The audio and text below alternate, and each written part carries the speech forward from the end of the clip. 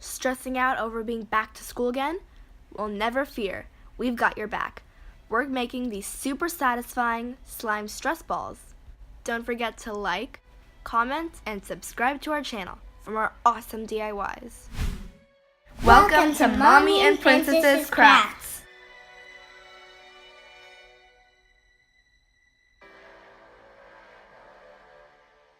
To make the slime stress ball, you will need glue, borax, a few containers, a few spatulas and spoons to stir, and a balloon or two.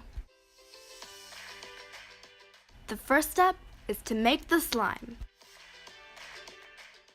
We poured about half a cup of glue into a small container, and we poured that into the large container in which we're going to mix all of our slime. In the same small container, we added the same amount of water as we did glue, and since there was a lot of glue left in the container, we mixed it all together and then poured it in.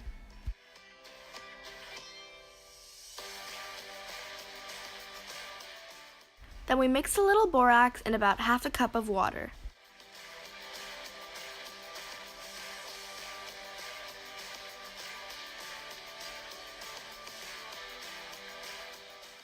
We gave our glue and water mixture a quick stir, and then we added our borax water mixture to it. We added the borax water mixture bit by bit to give us a little more control of how the slime would turn out.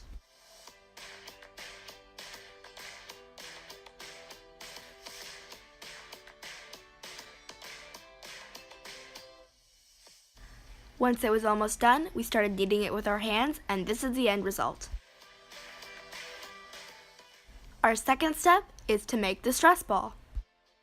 We tried a lot of ways to get the slime into the balloon, and the one we found easiest, or the one that actually worked, was to use a funnel. Of course, easiest doesn't always mean fastest, and unfortunately that was very, very true in this case. It took us about half an hour to get as much slime as we could fit in.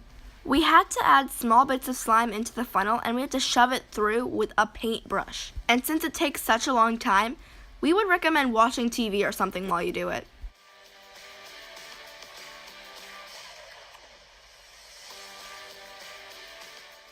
We made a makeshift funnel out of a water bottle, and that worked a lot better than the actual funnel.